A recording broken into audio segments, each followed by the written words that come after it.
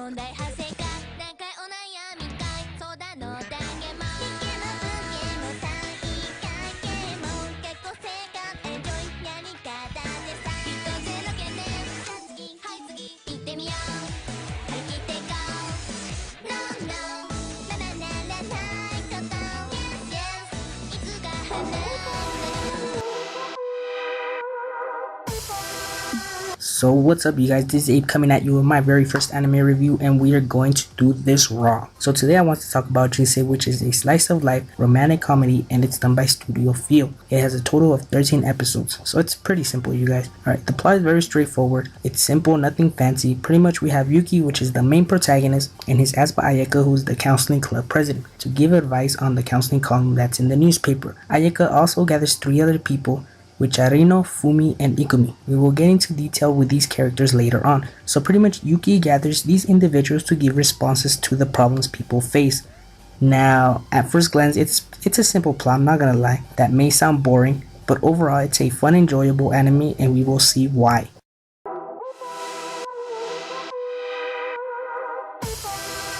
Let's continue with the characters, you guys. First we will talk about Yuki Akamatsu. He's the main character and kind of has something going on with Rino, but it never really develops into a relationship. Now, Yuki's a little shy at first, but later on he interacts with the other girls without any issues, and you can't even say he's somewhat energetic. And his personality complements with the other 3 main characters so good. So the only beef I have with him it's his character design. I don't know, it feels like it didn't match with his personality, but it doesn't cause any major problems throughout the series. Now on to our 3 main characters. First we have Rino Endo, which is the science geek, and she pretty much has black hair and wears glasses. She's by far my favorite out of all the 3. I'm not gonna lie, I would definitely get at that. So she's pretty much the shy loner type of girl that just loves talking about science. Now you may think how lame, but it's funny the way she gets portrayed throughout the anime. It was somewhat refreshing seeing a character like her in all the awkward situations she's put in, plus the way she deals with certain situations also adds to the comedy. Then we have Fumi Kujo, which she's the blondish girl, and her background it's literature. She's rich and comes from a distinguished family. She's calm and likes to think things through. Like, she doesn't really act on impulses or anything like that. And lastly, we have Ikumi Suzuki, which is the red hair girl, which is the most energetic and open-minded out of all the 3. She loves sports and is very athletic and complements the other girls' advice well. Since her advice isn't all thought in a throughout manner like the other 2 girls. Alright, the interaction between the 3 girls is what makes the anime super enjoyable and easy to watch. The anime does focus on giving advice to the newspaper counseling column, but there's more to it because of the characters. Now, there isn't much character development, but it's fine. These characters made the anime worth watching. Alright you guys, now let's continue with Kaori Shirakawa. Now, I just have one word to say that will describe the character. I mean, she's pretty much the bitch in the anime. I mean, she's somewhat generic, but for what she is or what her role is, like, I mean, it was well done. And that's pretty much it.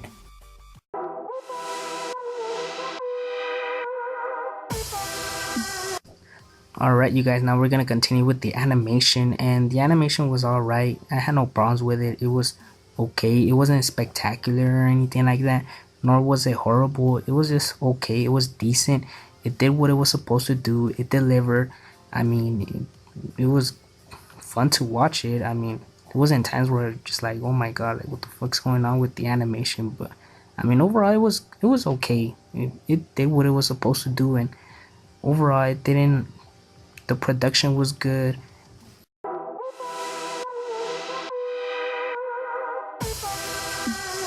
Alright you guys, let's continue with the music. Now, the opening was really good.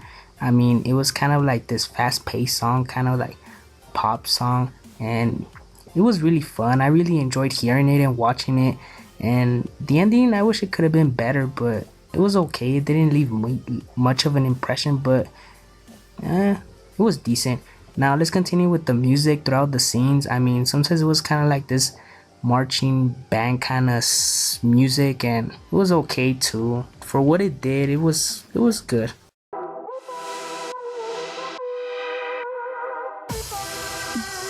Alright you guys, let's continue with our next segment, which is where this anime shines. And I mean, the comedy was very solid, you guys. I really enjoyed it. The interaction between the characters was really, really good, and that's about it. I mean, for what it's worth, I mean, it's a very good anime. Like, it's probably one of those underrated animes this season, but I mean, it's really enjoyable.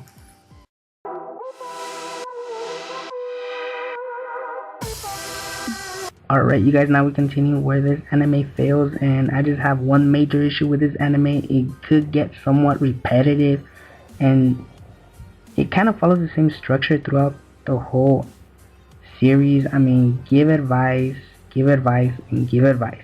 But I mean, it tries to do different things. It makes certain situations kind of funny, and I mean, once you get past that, it's a really good anime, you guys. Just